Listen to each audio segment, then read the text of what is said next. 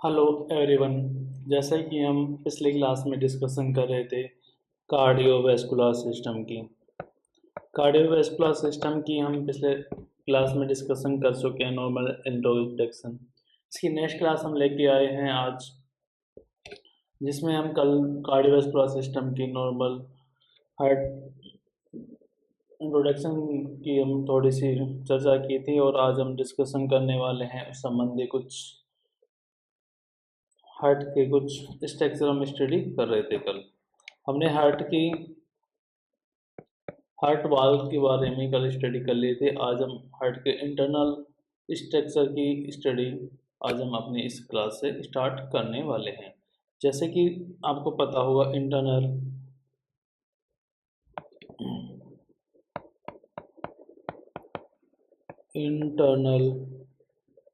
Of heart, अपना heart internally रूप से दो भागों में बटा हुआ होता है। It divided by the right side and left side by the septum. अपना जो हार्ट होता है, जो कि डिवाइडेड होता है टू पार्ट में, right side and left side. ठीक है, राइट साइड पार्ट को बोल डिवाइडेड बाय द सेप्टम। ये एक सेप्टम के माध्यम से दो भागों में डिवाइडेड होता है, ये होता है सेप्टम। सेप्टम के माध्यम से हार्ट टू पार्टों में डिवाइडेड होता है। अब जो इसका लेफ्ट साइड है और जो राइट साइड है, दोनों में जो इसका लेफ्ट साइड और राइट साइड दोनों ही एक दूसरे से डिवाइडेड होते हैं by the atrial atrioventricular valve के माध्यम से। दोनों साइडों में वाल्व पाए जाते हैं, जो कि हार्ट को दो हिस्सों में डिवाइडेड करते हैं। ऊपर वाले पार्ट को बोलते हैं एट्रियम एट्रियम और नीचे वाले पार्ट को बोलते हैं ventricle.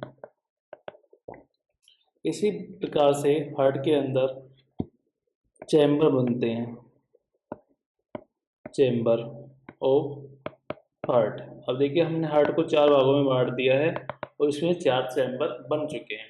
First is right atrium, right atrium, ठीक है। नीचे वाला राइट वेंट्रिकल, राइट वेंट्रिकल, ठीक है। इसी प्रकार से ये हो गया लेफ्ट एट्रियम और लेफ्ट वेंट्रिकल। तो हार्ट के अंदर लेफ्ट एट्रियम और लेफ्ट वेंट्रिकल, एक, दो, तीन और चार। हार्ट के अंदर चार चैम्बर होते हैं। हमने इंटरनल स्टडी की है कि हार्ट के अंदर कितने चैम्बर होते हैं, चार। देखिए, ये हार्ट होता है, ठीक है। हमने नॉर्मली हार्ट की स्ट्रक्चर बना के देखते हैं।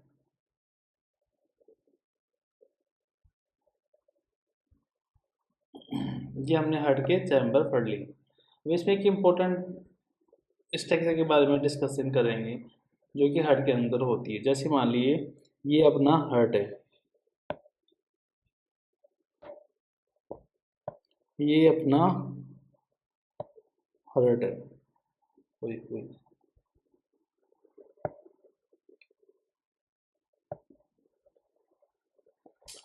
हार्ट के अंदर ये हो गया सेप्टम, जो कि हार्ट को दो भागों में बांटेगा। और ये होते हैं वेंट्रिकल, वाल होते हैं हार्ट के अंदर, ठीक है। ये वाल हो गए हार्ट के अंदर।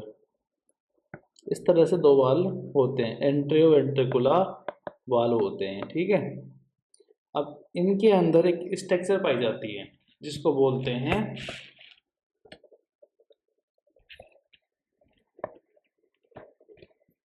कोराड कोराड कोरेड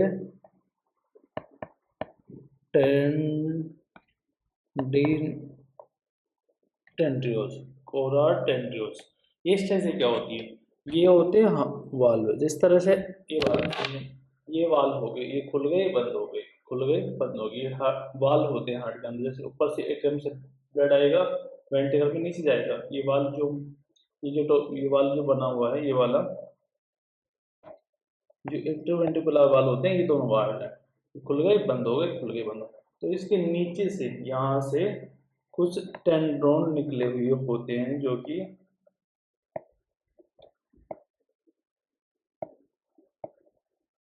ये वाले टेंड्रोन, ये टेंड्रोन निकले हुए होते हैं, जो कि इसको वापस, ये खुल गई बंद हो गई, इसको वापस फ्लो करने में, वापस ऊपर एटीएम की साइड में जाने को रोकने का काम करते हैं। ये होते हैं कोरिन कोरियनडाई टेंड्रियोन्स।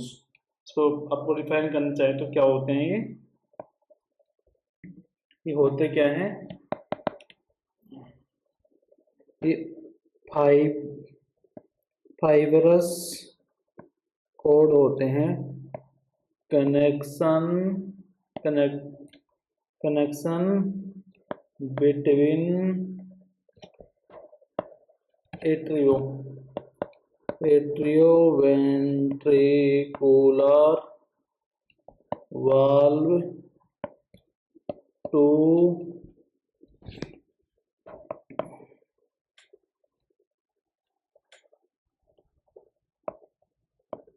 Papillary muscles of myocardium in ventricle. इसका यूज क्या होता है, यूज क्या होता है इसका, टू प्रिवेंट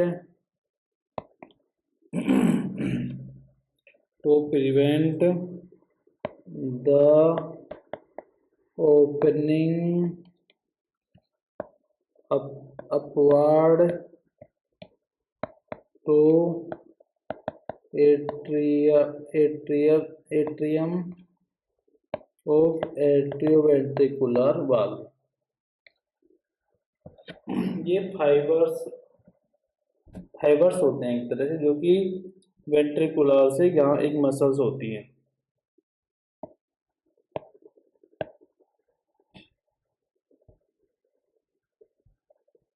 यहाँ एक मसल्स होती है, ठीक है, यहाँ मसल्स होती है, यहाँ पर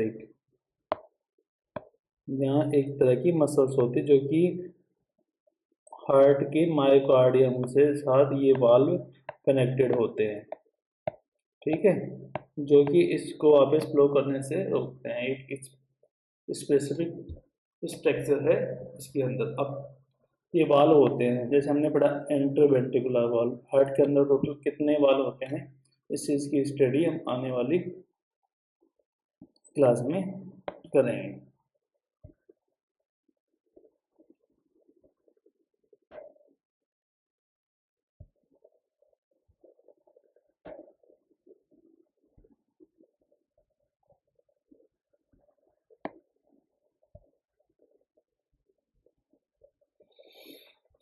अगला टॉपिक क्या है,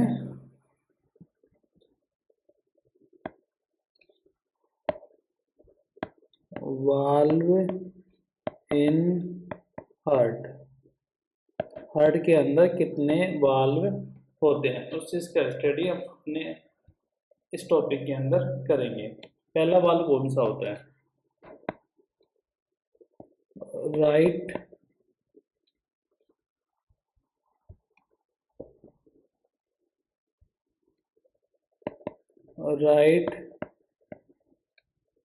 एट्रियोवेंट्रिकुलर वाल्व, एट्रियोवेंट्रिकुलर वाल्व। ये वाल्व किन किन के बीच में पाया जाता है, it is between present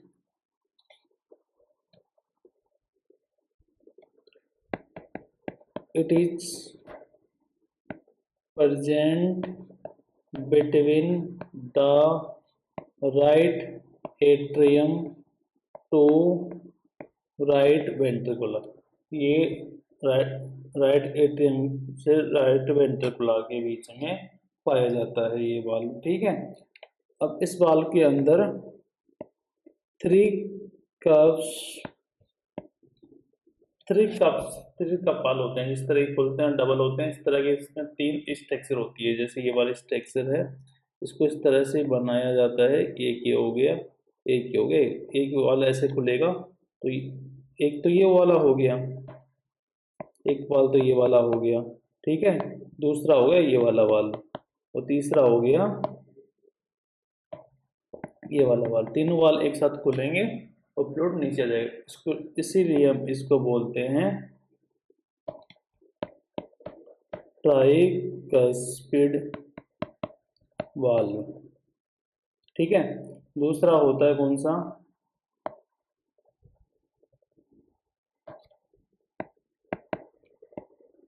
left atrioventricular valve.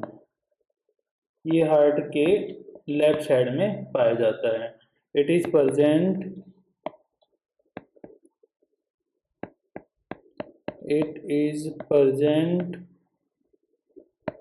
between right atrium and right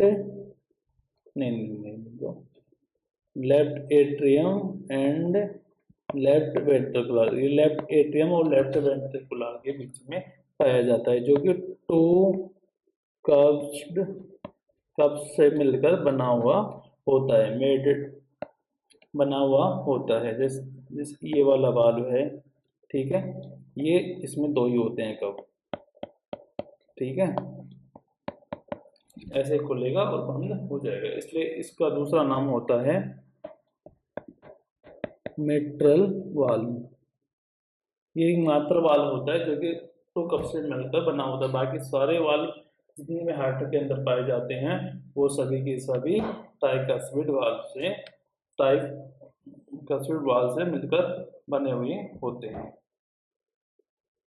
अब तीसरा हम स्टडी करेंगे पल्मोनरी वाल्व। तीसरी होती है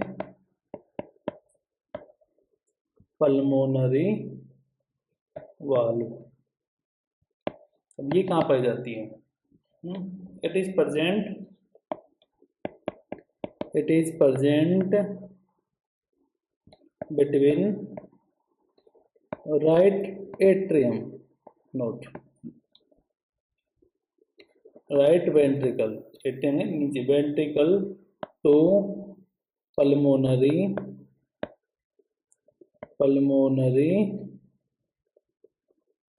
आर्टरी, जो कि ब्लड को लंग्स के अंदर लेके जाने का काम करती है। इट इज इन दोनों के बीच में पाई जाती है पल्मोनरी आर्टरी।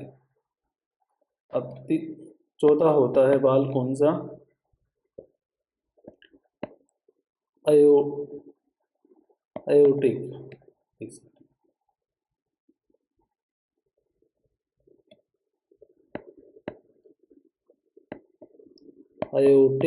वाल्व। ये आयोटिक वाल्व कहाँ पाया जाता है? आयोटिक वाल्व इट इज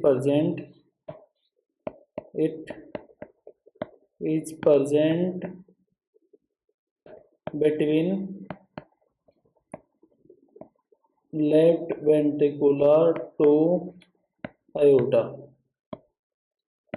ये आयोटा और लेफ्ट वेंट्रिकुलर के बीच में प्रेजेंट होता है। ये जो पल्मोनरी वाल्व और जो आयोटिक वाल्व होता है, इसको सेमी लुमिनर वाल्व भी बोलते हैं।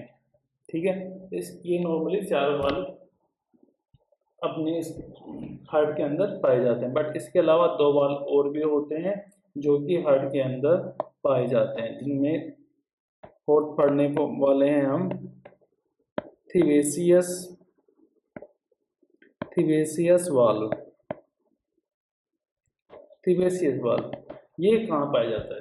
इम्पोर्टेंट बात होता है कि ये पाई कहाँ जाता है। ये पाया जाता है अपनी बॉडी के,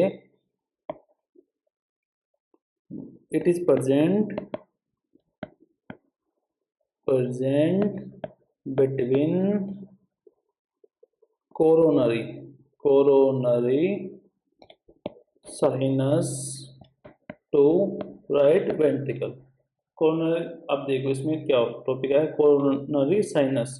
कोरोनरी साइनस क्या होता है? कोरोनरी साइनस जैसे कि जो लेफ्ट, ये जो लेफ्ट एट्रियम होता है इसके एंटीरियर में एक साइनस पाया जाता है जिसके अंदर मायोकार्डियम की मोस्ट ब्लड, वीनस रिटर्न, जो वीनस ब्लड होता है मायोकार्डियम का, जो कोरोनरी साइनस में आकर कलेक्टेड होता है। और ये वाला ब्लड जो जो ब्लड यहाँ आता है कोरोनरी साइनस में, इस वाल के और इन दोनों के बीच में एक वाल पाया जाता है जो कि जिसको थिबेसियस वाल कहते हैं। और नंबर 4 फिफ्थ पर आता है, फिफ्थ तो ये हो गया, ठीक है। 6 नंबर पर आता है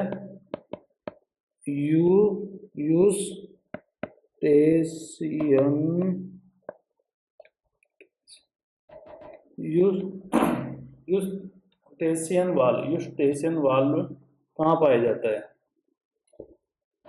इट इज present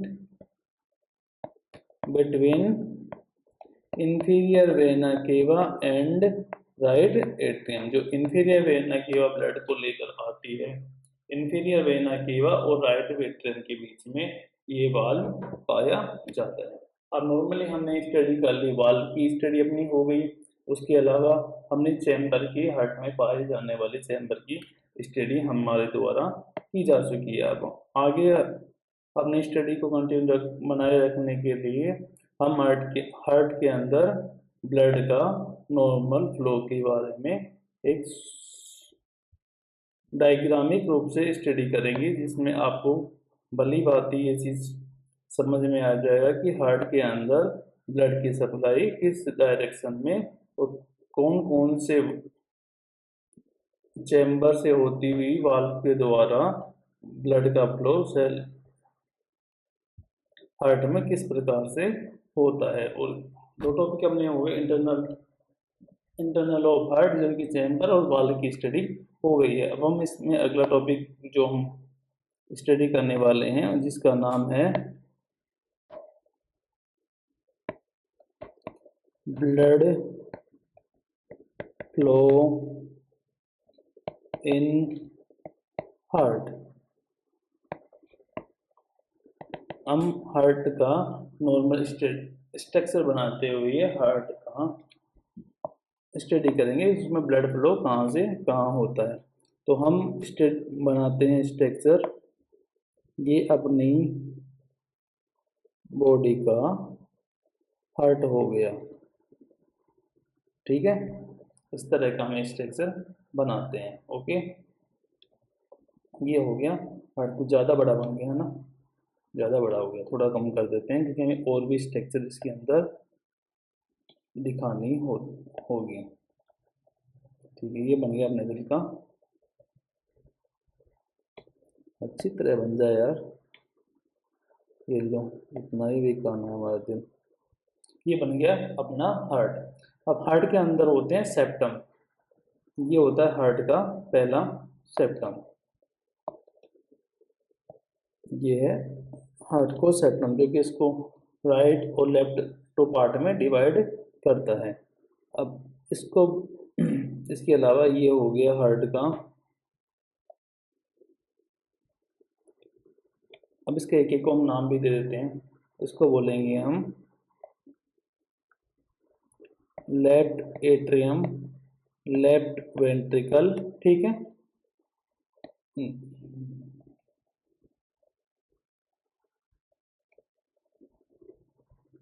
इसको right atrium, left atrium, right atrium, right ventricle और लेफ्ट वेंट्रिकल, ठीक है।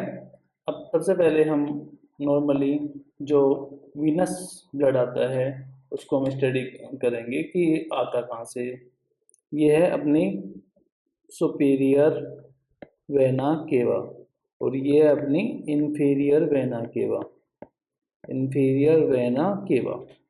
इसके द्वारा ब्लड एंट्री करता है अपनी बॉडी के अंदर। किसके अंदर? राइट एट्रियम के अंदर। राइट एट्रियम से ब्लड आता है नीचे। ये ब्लड अब आगे पास आउट करता है इधर से यहाँ पर। इसको हम रेड से दिखाते हैं पूरे को, ठीक है। ये ब्लड यहाँ से पास आउट करता है right atrium to right ventricular by the, किसके द्वारा जाएगा ब्लड? ये राइट एट्रियोवेंट्रिकुलर वाल्व के द्वारा ब्लड आ गया राइट वेंट्रिकल के अंदर। और इसके बाद में ये अपनी बॉडी में आ गई पल्मोनरी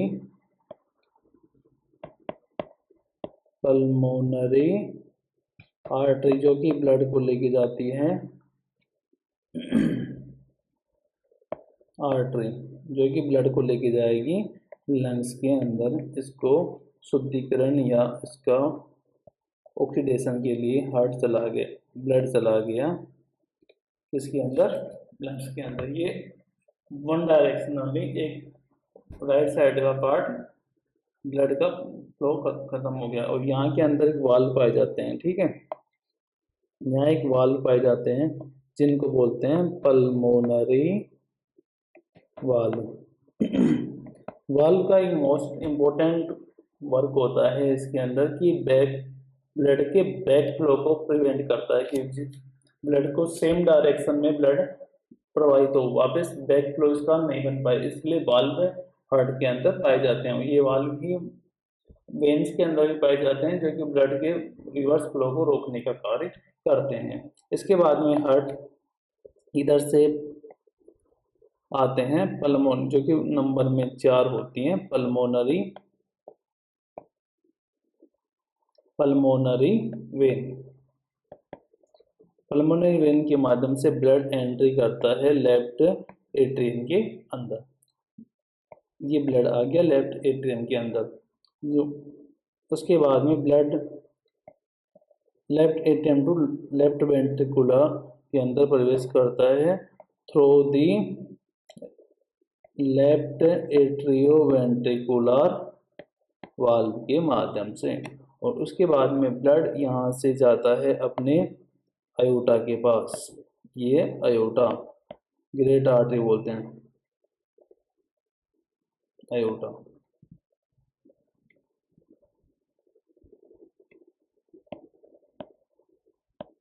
अयोटा, ये अयोटा होता है जिसमें ब्लड लास्ट में चल जाता है।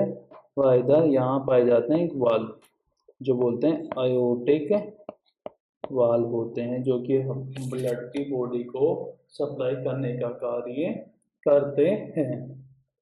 ये एक नॉर्मल ब्लड फ्लो हो गया बॉडी के अंदर, जो कि एक हार्ट को एक पंपिंग करता है, जिसके द्वारा ब्लड एक बॉडी में सर्कुलेट होता है। अब इतना बड़ा हार्ट है, अभी इसका पंपिंग, कॉन्ट्रैक्शन, डायलेशन कैसे होता है इसका हम स्टडी करेंगे, जो कि कंडक्टिव सिस्टम ऑफ हार्ट कहलाएगा।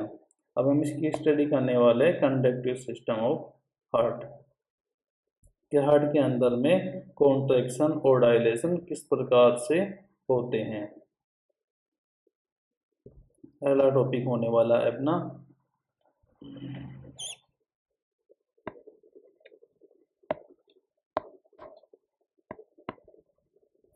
Conduction system of heart. Conduction system of heart क्या होता है? अब इसको हम नॉर्मली डेफिनेशन के माध्यम से देखना चाहें तो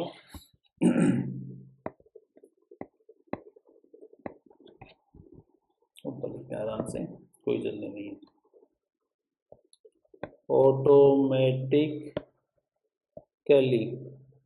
automatically stimulation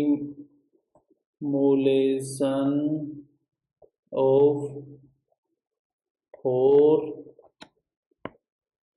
contraction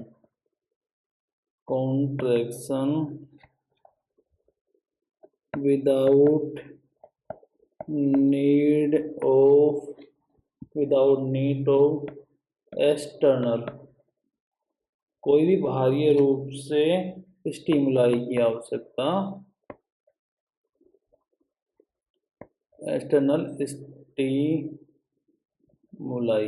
without external stimuli के माध्यम से हार्ट यदि ऑटोमेटिकली कॉन्ट्रैक्शन करता है तो it's property of heart called auto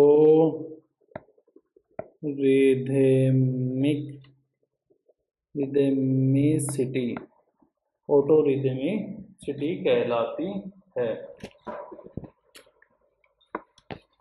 अब इसके अंदर बॉडी के ऐसे कौन कौन से वो चीज़ें होती हैं जो कि इसके अंदर पाई जाती है हार्ट के अंदर, जो कि हार्ट को ऑटोमेटिक कॉन्ट्रैक्शन के लिए हेल्पफुल होती हैं, जिनमें फर्स्ट वन आती है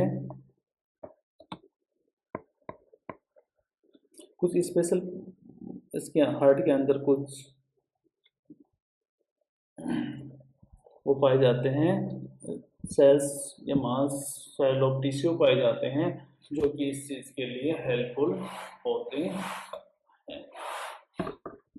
पहला नंबर पे आता है इसमें SA नोड, ऐसे नोड जिसको बोलते हैं sinoatrial node.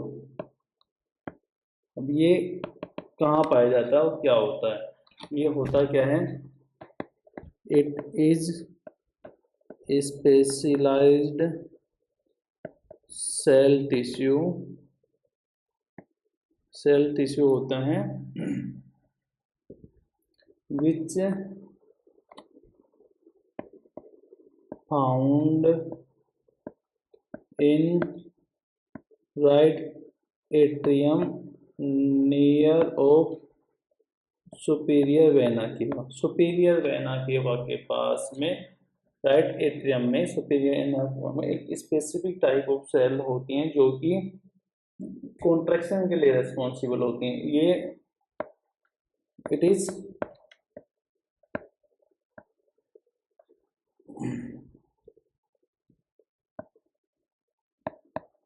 Pacemaker of heart. Pacemaker वो चीज़ होती है जो ऑटोमेटिकली कॉन्ट्रैक्शन करवाने के लिए रेस्पॉन्सिबल होती हैं, जो कि हार्ट के अंदर राइट एट्रियम को कॉन्ट्रैक्शन कराने के लिए रेस्पॉन्सिबल होता है। ये राइट कॉन्ट्रैक्शन कराने के लिए रेस्पॉन्सिबल होता है। इसके अलावा इसके अंदर दूसरी स्ट्रक्चर पाई जाती है इसके अंदर AV नोड। AV नोड से आप समझ गए होंगे क्या नाम है इसको, एट्रियोवेंट्रिकुलर नोड। इसका मतलब ये एट्रियोवेंट्रिकुलर वाल्व के पास में पाया जाता है। इट इज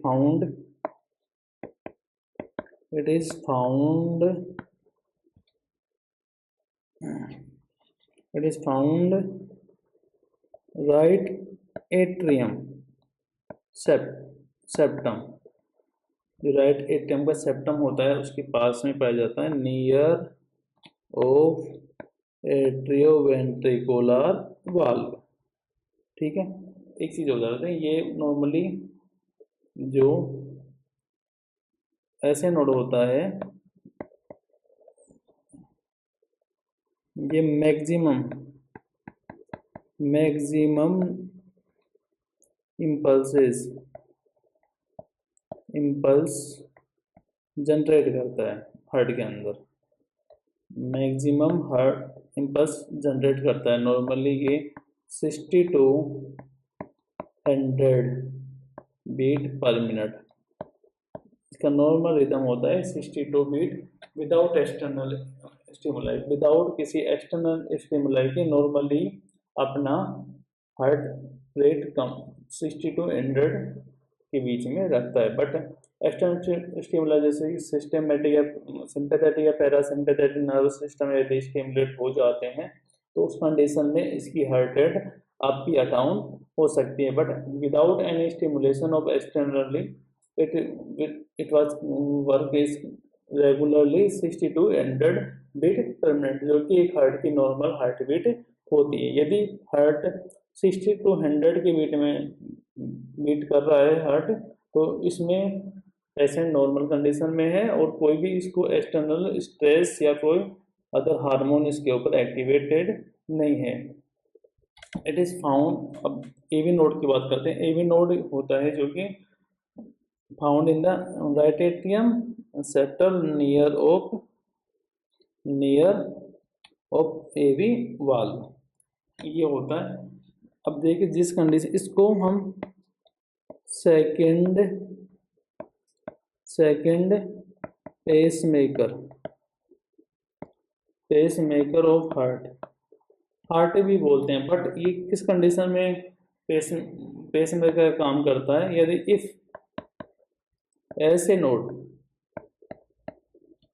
नोड काम करना बंद कर दे, यदि स्टॉप हो जाए, ऐसे नोड अगर काम नहीं कर रहा है, इसमें ब्लॉकेज आ गया, उस कंडीशन में जो एवी नोड होता है वो भी अपना कार्य स्टार्ट कर देता है। इसकी नर्व इम्पल्सेस कितनी होती हैं? अब इसकी इम्पल्स कितनी होगी? 40 to 60 बीट पर मिनट। इस कंडीशन में हार्ट काम करेगा, बट कितनी रफ्तार से? 40 to 60 बीट पर मिनट की रेशियो से ही ये काम करेगा। तीसरी स्ट्रक्चर होती है नर्व इम्पल्सेस के लिए, जिसको बोलते हैं एट्रियो वेंट्रिकुलर बंडल, जिसका दूसरा नाम होता है बंडल ऑफ हिस। ये क्या होता है? ये जो एंट्रीवेंट्रिकुलर सेप्टम होता है, जो सेप्टम होता है, इसमें दोनों लेफ्ट और राइट के बीच में जो सेप्टम होता है, उसी में ये बंडल पाया जाता है। बंडल इस बोलते हैं क्योंकि ये नर्व फाइबर्स इसमें सारे एक साथ होती हैं और साथ में ये रस्सी से बंधा हुआ होता है, जिसकी वजह से नर्व इम्पल्सेस उस बंडल से बाहर नहीं निकल पाती। एक तरह से कोयल लगा लीजिए, ये कोयल होते हैं जो तारों से, जिसके अंदर बारीक वायर होते हैं जो कि नर्व फाइबर्स होते हैं, बट ऊपर से वो प्लास्टिक की से पूरी तरह से बंधी हुई होती है, जिससे कि उसमें ब्लड लाइट का प्रभाव बाहर नहीं हो पाता। इसी प्रकार का बंडल होता है, जो कि इसी प्रकार का एक बंडल होता है जो कि जनरेटेड होता है, जनरेटेड या made generated by the AV node से इनका जनरेट ओरिजिन होता है, और ये आगे जाकर राइट एंड लेफ्ट ब्रांचेज के अंदर डिवाइडेड हो जाते हैं। जैसे हार्ट में आएंगे और लेफ्ट और राइट साइड में इसका डिवाइडेशन हो जाएगा। आगे चल के एक अलग स्ट्रक्चर होती है, कितनी हो गई? 3। फोर्थ नंबर पर आते हैं क्या? पुरकंजे फाइबर। जो पुरकंजे फाइबर होते हैं जो कि पूरे एट्रियम में फैले हुए होते हैं। ये नॉर्मल स्ट्रक्चर में अगर इसकी देखना चाहें अपने हार्ट की, तो ये देखिए, ये अपना हार्ट हो गया, ठीक है, ये हो गया हार्ट, ठीक है। अब ये है सुपीरियर वेना केवा, इन्फीरियर वेना का। अब यहाँ पर पाया जाता है एक SA नोड, ठीक है, ये पाया जाता है पहले स्ट्रक्चर, SA नोड मिल गया। उसके बाद में दूसरा होता है यहाँ पर, इसको बोलते हैं AV नोड, हो गया, ये लोकेशन हो गई, ये दूसरी लोकेशन। उसके बाद में यहाँ से जनरेट होती हैं ये बोलते हैं, इसको बोलते हैं इंट्रावेंट्रिकुलर। अब ये ऊपर से कवर होता है किससे, ये हो गया कवर, ये बंडल हो गया पूरी तरह से। ये इसमें, ये इसके अंदर रहेगी, इसके बाद जो इम्पल्सेस हैं इसके बाहर नहीं निकलेंगे। इसको बोलेंगे क्या, बंडल ऑफ हिज। उसके बाद में ये ये लेफ्ट और राइट दोनों पार्ट में डिवाइडेड हो जाते हैं, और उसके बाद में ये छोटे छोटे पुरगंजे फाइबर होते हैं। ये छोटे छोटे पुरगंजे फाइबर होते हैं जो कि पूरे वेंट्रिकल के अंदर कॉन्ट्रैक्शन के लिए फैले हुए होते हैं। ठीक है, ये हमें एक छोटी सी नॉर्मल स्ट्रक्चर हो गया। अब इसकी स्टडी हम किस प्रकार करेंगे, अब इस एक्टिविटी को मॉनिटर कैसे करते हैं कि हार्ट के अंदर ये इलेक्ट्रिकल एक्टिविटी कैसे मॉनिटर, इसके लिए हम ईसीजी करते हैं, ECG. It is a machine होती है जिसमें हम एक पूरी तरह से ईसीजी मशीन के द्वारा से ईसीजी एक ग्राफिकल रिप्रेजेंटेशन करते हैं एक पेज के ऊपर, जो हम आने वाले अगले क्लास में जब हम इनका डायग्नोसिस वगैरह पढ़ेंगे तो उस कंडीशन में हम ये डिस्कशन करेंगे। अब इसको यहीं ख़त्म करते हुए आगे हम स्टडी करने वाले हैं हार्ट के